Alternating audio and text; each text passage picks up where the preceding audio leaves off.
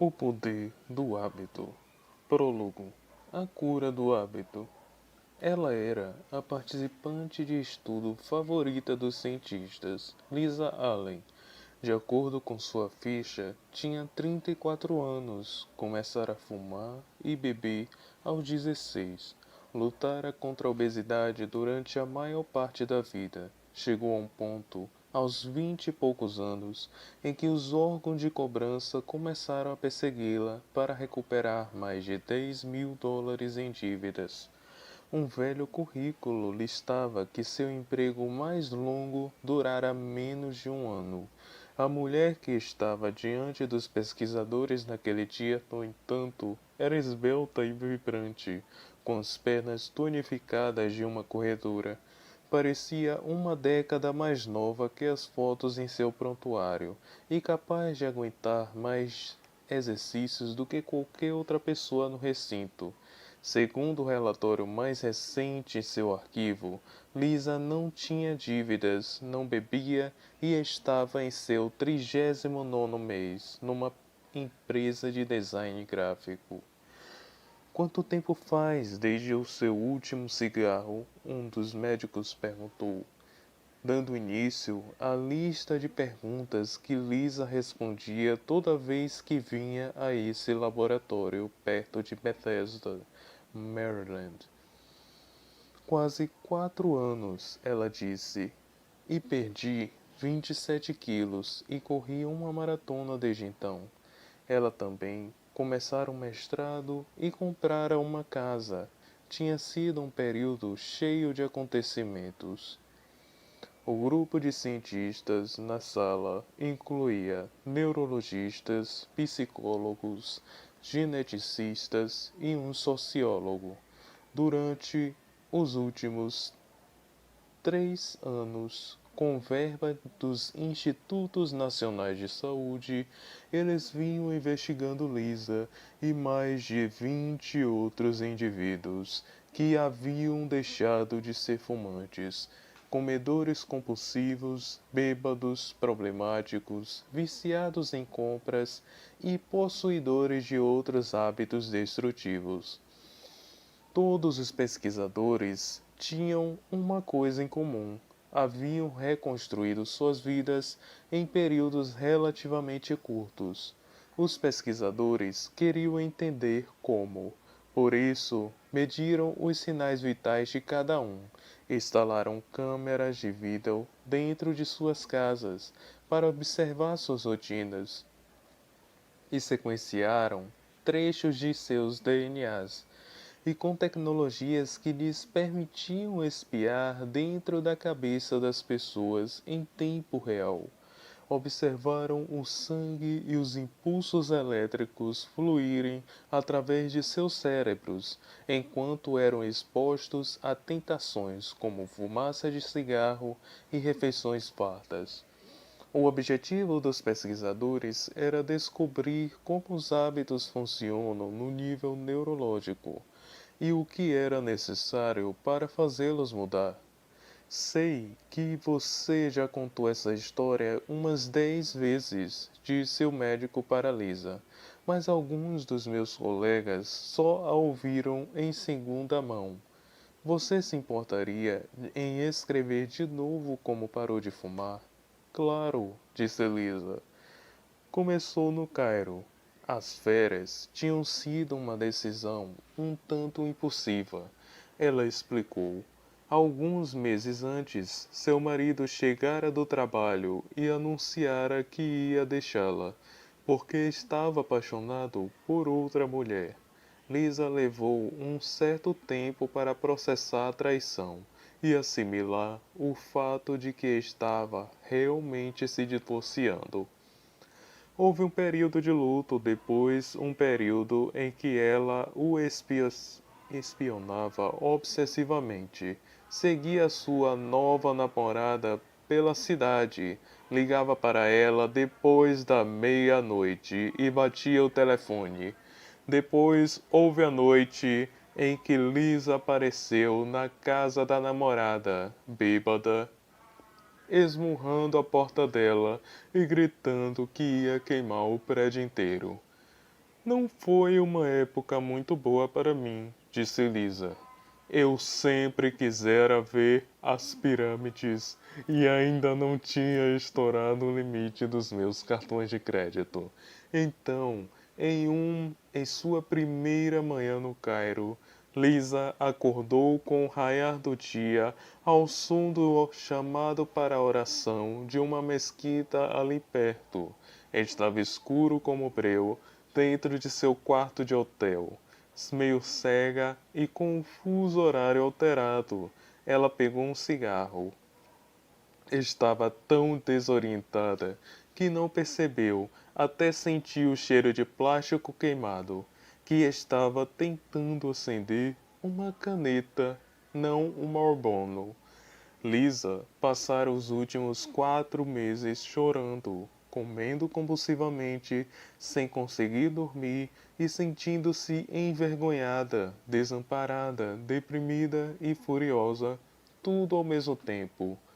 Deitada na cama, ela entrou em colapso. Foi como se aquela onda de tristeza me engolisse, ela disse. Eu senti como se tudo que eu jamais quisera estivesse desmoronado. Eu nem conseguia fumar direito. Então, comecei a pensar no meu ex-marido e em como seria difícil arranjar outro emprego quando eu voltasse, e como eu ia odiar esse emprego, e como me sentia pouco saudável. O tempo todo. Levantei e derrubei uma jarra d'água quando se estilhaçou no chão e comecei a chorar ainda mais. Senti um desespero, como se tivesse que mudar algo, tivesse que achar pelo menos uma coisa que eu fosse capaz de controlar. Tomou uma ducha e saiu do hotel, enquanto Lisa passara pelas ruas esburacadas do Cairo, num táxi, depois pelas estradas de terra que levava à Esfinge, às pirâmides de Gizé e ao vasto, interminável deserto ao redor delas, sua autocomiseração cedeu. Por um breve instante, ela precisava de um objetivo na vida, pensou, algo pelo qual pudesse trabalhar. Então, ela decidiu, sentada dentro do táxi, que voltaria ao Egito e faria uma trilha pelo deserto. Lisa, que era uma, viu que era uma ideia meia maluca. Estava fora de forma, com excesso de peso e sem dinheiro no banco. Não sabia o nome do deserto para onde estava olhando, ou mesmo se uma tal viagem era possível. Nada disso importava, no entanto. Ela precisava de alguma coisa em que se focar. Lisa decidiu que se daria um ano para se preparar e para sobreviver à sua expedição daquelas. Tinha certeza de que precisaria fazer sacrifícios. Principalmente, ela teria que parar de fumar. Quando Lisa finalmente cruzou o deserto, 11 meses depois, só que numa excursão motorizada com ar-condicionado junto com meia dúzia de outras pessoas, a caravana levava tanta água, comida, barracas, mapas, aparelhos de GPS e rádios bidirecionais que acrescentar um pacote de cigarros não teria feito tanta diferença. Mas no táxi, Lisa não sabia disso. E para os cientistas no laboratório, os detalhes de sua viagem não eram relevantes, pois, por motivos que eles só estavam começando a entender, aquela mudança na percepção de Lisa naquele dia no Cairo. A convicção de que precisava parar de fumar para realizar seu objetivo desencadeara uma série de informações que acabariam refletindo em todas as partes de sua vida. Ao longo dos 6 meses seguintes, ela substituiria o cigarro pela corrida E isso, por sua vez, mudou o jeito como ela comia, trabalhava, dormia, guardava o dinheiro, organizava seus dias de trabalho, fazia planos para o futuro e assim por diante. Ela começaria a correr meias maratonas, depois uma maratona. Voltaria a estudar, compraria uma casa e ficaria noiva. Por fim, ela foi recrutada para o estudo dos cientistas, e quando os pesquisadores começaram a examinar imagens do cérebro de Lisa, viram algo notável: um conjunto de padrões neurológicos. Seus antigos hábitos tinha sido suplantado por regiões novas. Eles ainda podiam ver a atividade neural de seus antigos comportamentos. Porém, esses impulsos estavam superados por uma série de desejos novos. Conforme os hábitos de Elisa mudaram, seu cérebro mudara também. Os cientistas acreditavam que não tinha sido a viagem ao Cairo que provocara a mudança, nem o divórcio ou a travessia para o deserto, mas o fato de que primeiro Lisa se concentrara primeiramente em mudar um único hábito, o fumo. Todos os participantes do estudo haviam passado por um processo semelhante, focando-se num único padrão, o que é conhecido como o hábito angular. Lisa também ensinara a si mesma a reprogramar as outras rotinas automáticas de sua vida.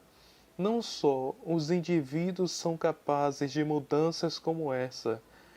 Quando as empresas se concentram em mudar hábitos, organizações inteiras podem se transformar. Empresas como a Procter Gamble, a Starbucks, a Alcoa, a Target já tiraram proveito dessa revelação para influenciar o modo como o trabalho é feito, como os funcionários se comunicam e sem que os clientes percebam o jeito como as pessoas fazem as compras. Quero lhe mostrar uma de suas tomografias mais recentes. Um pesquisador disse a Lisa, perto do final de seu exame. Ele exibiu uma figura numa tela de computador que mostrava imagens do interior da cabeça de Lisa. Quando você vê comida, estas áreas, ele apontou para um lugar do centro do cérebro dela, que são associadas a anseios e fome, ainda estão ativas.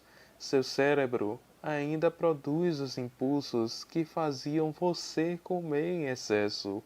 No entanto, tem atividade nova nesta área. Ele apontou para a região mais perto da sua testa, onde atestamos que a inibição comportamental e a autodisciplina começam.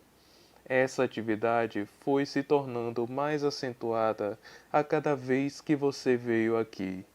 Lisa era a participante favorita dos cientistas, porque suas tomografias eram muito convincentes, muito úteis para utilizar um mapa no qual os padrões comportamentais, os hábitos, residem dentro de nossas mentes.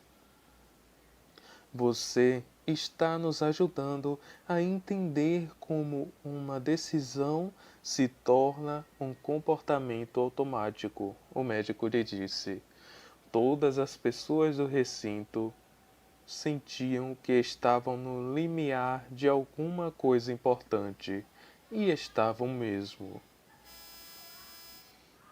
Quando você acordou hoje de manhã, qual foi a primeira coisa que você fez?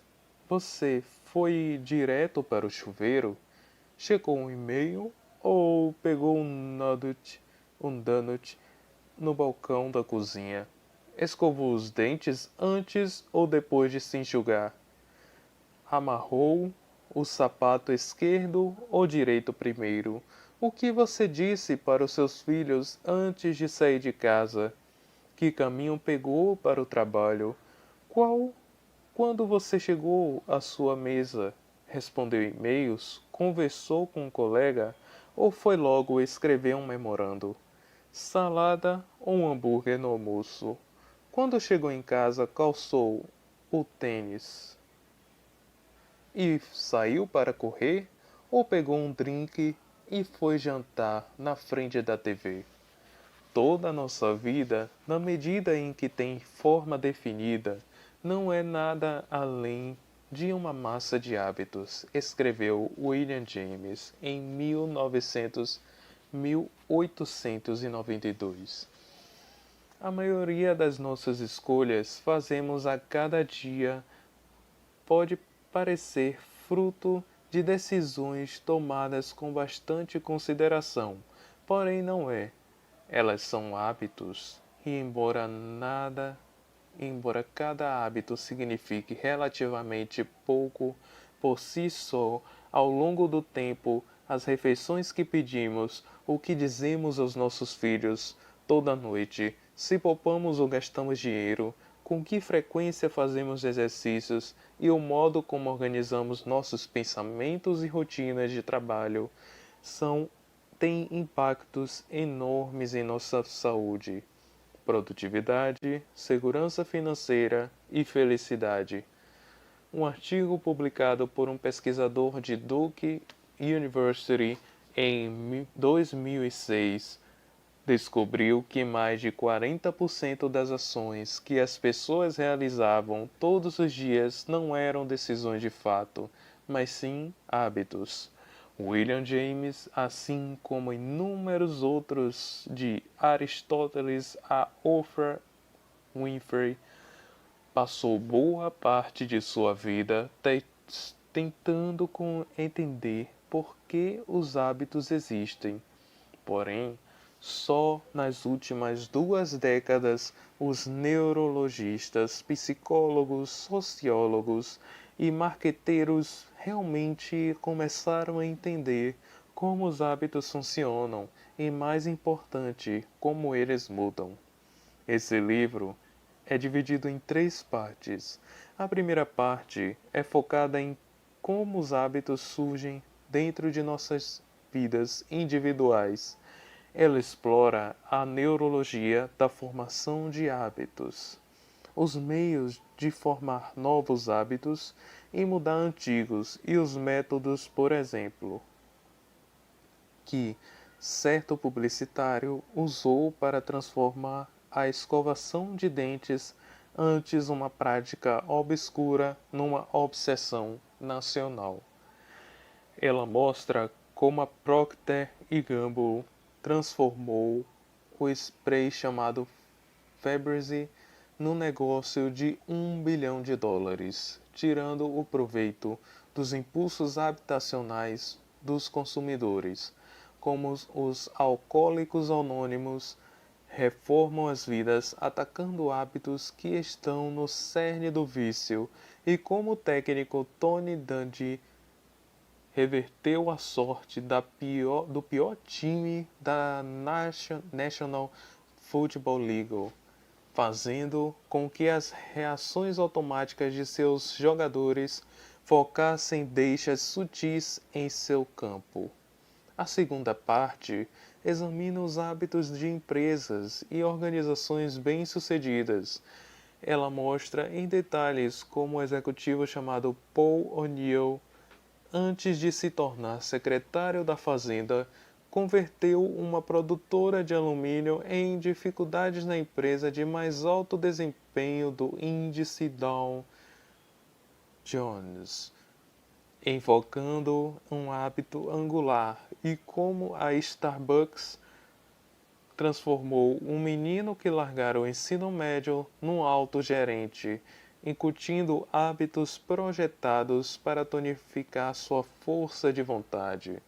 Ela descreve por que mesmo cirurgiões mais talentosos podem cometer erros catastróficos quando os hábitos organizacionais de um hospital deterioram-se. A terceira parte examina os hábitos das sociedades, recontada por Martin Luther King Jr. E o movimento pelos direitos civis tiveram êxito em parte por mudarem os hábitos sociais arraigados dos moradores de Montgomery, Alabama, e porque um foco semelhante ajudou um jovem pastor chamado Rick Warren a construir a maior igreja do país de Saddleback Valley, Califórnia. Por isso, ela explora questões éticas delicadas, tais como se um assassino de Grã-Bretanha deve ser libertado caso possa argumentar de forma convincente que seus hábitos o levaram a matar. Todos os capítulos giram em torno de um argumento central. Hábitos podem ser mudados se entendermos como eles funcionam. Esse livro é baseado em centenas de estudos acadêmicos, entrevistas com mais de 300 cientistas e executivos, e pesquisas realizadas em dezenas de empresas.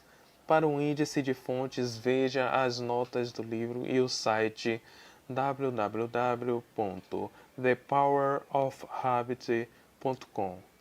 Ele aborda os hábitos em sua definição técnica, as escolhas que todos fazemos deliberadamente em algum momento e nas quais paramos de pensar depois, mas continuamos fazendo, normalmente todo dia.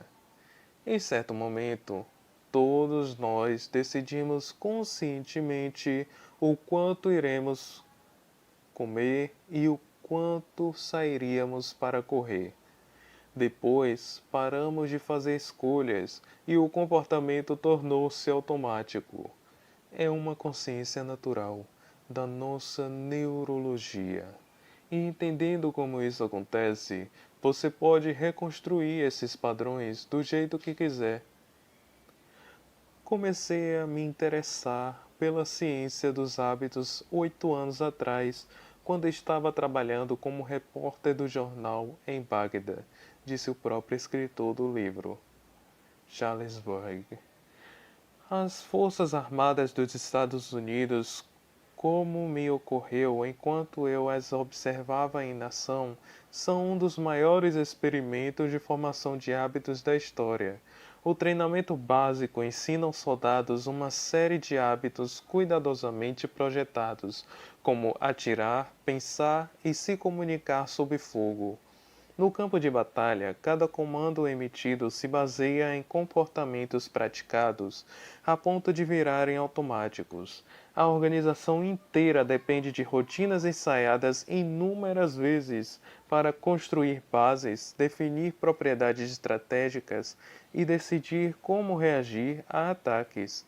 Naqueles primeiros dias da guerra, quando a insurreição se alastrava e o número de mortos crescia, os comandantes estavam buscando hábitos que pudessem incutir entre soldados e iraquianos para assim criar uma paz duradoura. Fazia cerca de 2 meses que eu estava no Iraque enquanto ouvia falar de um oficial que realizava um programa improvisado de modificação de hábitos em Kufa, uma pequena cidade a 150 quilômetros da capital. Ele era um major do exército que analisara de fitas de vídeo em tumultos recentes e identificara um padrão. A violência geralmente era precedida por uma multidão de iraquianos que se reunia numa praça ou outro espaço aberto e ao longo de várias horas aumentava. Os vendedores ambulantes de comida apareciam, assim como os espectadores. Então alguém jogava uma pedra ou uma garrafa e o caos corria solto.